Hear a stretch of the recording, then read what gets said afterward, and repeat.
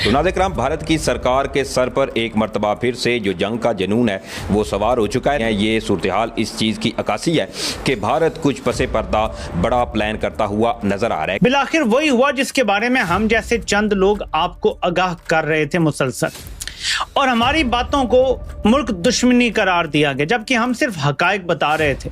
भारत की जानिब से बड़े एडवेंचर की तैयारी। भारत ने पाकिस्तान के बॉर्डर के करीब मौजूद अपने तमाम तर एयरपोर्ट्स को सिविलियन परवाजों के लिए अचानक बंद कर दिया है कि नरेंद्र मोदी की सरकार इस वक्त कुछ ना कुछ बड़ा प्लान कर रही है। देखिए, बीजेपी कमजोर हो रही हो या ना हो रही हो, इंडिया में ऑपोजिशन बहुत कमजोर है और जिसका फायदा बीजेपी को मुसलसल हो रहा है। एक मुसलमान, ये जो हमें बताया जाता है, एक मुसलमान 70 नॉन मुस्लिम्स पे भारी है और वो कलमे की पावर है। वो एक यहूदी, मतलब अगर एवरेज निकाले या एक कौन सा है वो इसराइली, वो 70 का 140 से भी ज्यादा आ रहे हैं, मुसलमान आ रहे हैं। लेकिन जितनी क्वांटिटी हमारी मुसलमान की है, ये तो मैं वही कह रहा हूँ कि इधर सिर्फ ये शार्प कर देना तो ये मर जाएंगे। ये कभी ना भूलिए कि देखो, हिंदुस्तान को तो हम डमीन करते रहते हैं, हिंदुस्तान हमें डमीन करता रहेगा, लेकिन याद रखना कि हिंदुस्तान का एक बहुत अहम रोल है वर्ल्ड पॉलिटिक्स के अंदर। जी, कोई ऐसा कद्दावर ऑपोजिशन का वहां रहनुमा नहीं है जो मोदी की हार्ड लाइन पॉलिटिक्स को चैलेंज करे। लड़ाका तैयारों की परवाजें इस वक्त अपने उरूज पर है। इस वक्त जो सिचुएशन है पाकिस्तान के अपने बॉर्डर पर, वो भी खराब की जा रही है। जाहिर बात है कि इस सबके अंदर भारत भी इन्वॉल्व है, और भारत के पीछे कौन सा एक ऐसा मुल्क है जो नहीं चाहता कि पाकिस्तान एफर्ट्स करे और ये जंग रुकवाए। जिस मुल्क ने अमेरिका को भी इस जंग में धकेला, और जिस मुल्क की ये जंग है, भारत का वो सबसे बड़ा इत्तेहादी है।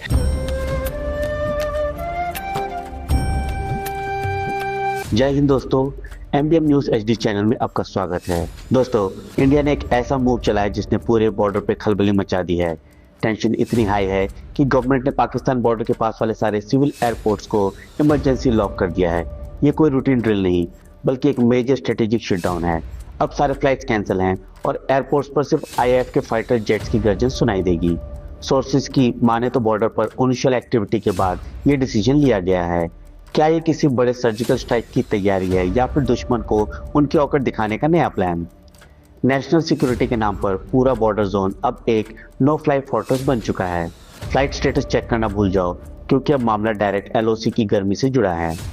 स्टे ट्यून्ड, क्योंकि ये कब तक चलेगा ये सिर्फ इंडियन आर्मी जानती है। अपनी राय आप कमेंट करके जरूर बताएं। तो चलिए आइए देखते पाकिस्तानी मीडिया का रिएक्शन। और वीडियो शुरू करने से पहले रिक्वेस्ट है, वीडियो को लाइक कीजिए और चैनल को सब्सक्राइब करके बेल आइकन को दबाना मत भूलिएगा। जय हिंद, जय भारत। इसराइल जो है वो खुद आज भी आपने देखा होगा, उधर रैलियां निकली हैं, उन्होंने पाकिस्तान से मदद ली है। इसराइल ने पाकिस्तान के लिए पाकिस्तान से मदद मांगी है। उनकी अवाम ने, ईरान ने या इसराइल की अवाम ने, सोशल मीडिया पे देखें, इसराइल की अवाम ने पाकिस्तान के झंडे पकड़े हुए हैं, एक साइड पे इसराइल के झंडे पकड़े हैं। ये बात मैं आपकी समझा नहीं, यानी इसराइल तो ऑलरेडी ईरान के खिलाफ जंग कर रहा है, ईरान के खिलाफ कर रहा है ना। हाँ। लेकिन जब वो मरेंगे ना तो फिर वो कहेंगे हमें छोड़ दो। हाँ। ये भी हमेशा देखा गया है कि भारत की तरफ से बड़ी जारे पॉलिसी रहती है। क्या इसके चलते खासकर बीजेपी की पॉलिसीज को देख के माहौल आप समझते हैं बेहतर होगा या फोर्सिबल फ्यूचर में यही रहेगा कि खित्ते में दोनों में से कोई एक ही चौधरी हो सकता है, दोनों एक साथ सर्वाइव नहीं कर सकते? देखिए, दोनों को सरवाइव तो एक साथ करना पड़ेगा। हमें भारत के ऊपर जितना मर्जी एतराज हो, भारत को पाकिस्तान के ऊपर जितना मर्जी एतराज हो, हम पड़ोसी तब्दील नहीं कर सकते। लेकिन देखिए, हमारे यहाँ हम एक तरफ को देखते हैं, हम भारत को बहुत ज्यादा तनकीद करते हैं, लेकिन हम अपने मामलात को भी नहीं बाज़-औक़ात देखते।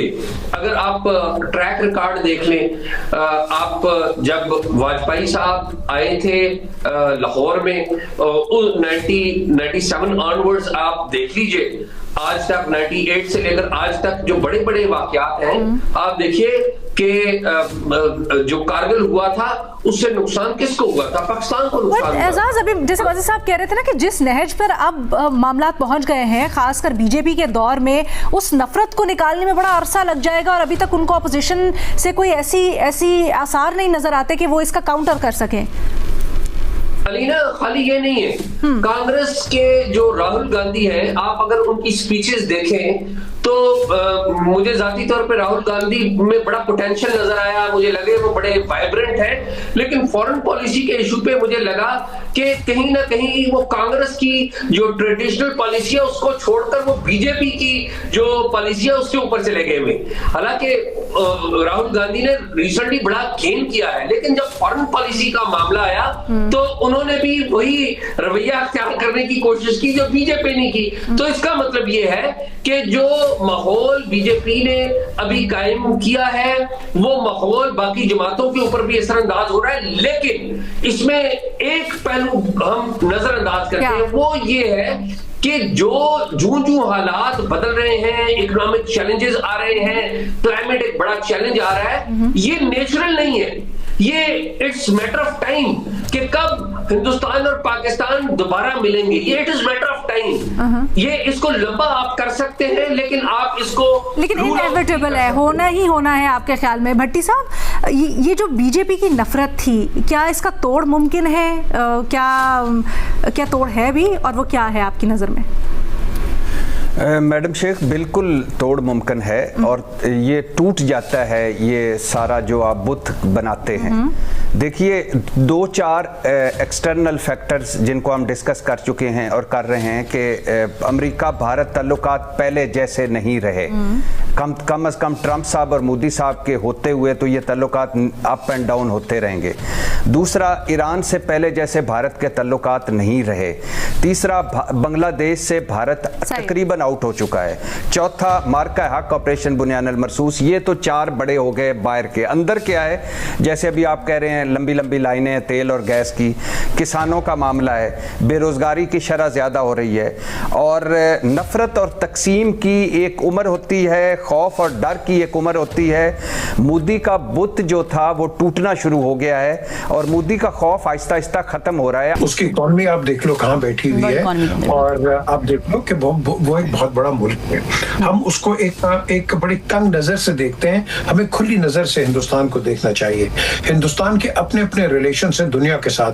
हम यहाँ उनको कहते हैं, हर किस्म की क्रिटिसाइज करते हैं। सऊदी अरेबिया में उनको मेडल्स भी मिलते हैं, यूएई में उनको हाईएस्ट मेडल्स भी मिलते हैं। सो दैट क्लियरली शोज कि देखो, हमारे कहने से कुछ नहीं होगा, उनका अपना एक रिलेशन है, हमारा एक अपना रिलेशन है। याद रखना, इंडिया का हमेशा एक बड़ा इंपॉर्टेंट रोल है और रहेगा इंटरनेशनली। यहाँ जो मेन क्वेश्चन आता है between us and them is कि please can you ever come to terms with Pakistan. Pakistan एक पीस लविंग मुल्क है, पाकिस्तान हमेशा आपसे दोस्ती चाहता है, लेकिन आप तो एक बिल्कुल तंग दरवाजे और तंग नजर से पाकिस्तान को देखते हैं, और हर शक के साथ आप देखते हैं। इसको खत्म करो, हमारे साथ बैठ के बात करो, और हम आगे चल सकते हैं। याद रखो, अमेरिका हो या कोई भी सुपर पावर हो, आप और हम हमेशा हजारों साल तक नेबर्स रहेंगे। तो हम क्या हजारों साल ही लड़ते रहेंगे? क्या यही हम दोनों का फ्यूचर है? अगर आपको वीडियो पसंद आए तो चैनल को सब्सक्राइब करें और बेल आइकन को जरूर दबाएं, ताकि आपको ऐसे ही लेटेस्ट वीडियो की नोटिफिकेशन मिलती रहे। Thank you for watching. मैं हूं विवेक, मिलते हैं नेक्स्ट वीडियो में। Stay updated and stay safe.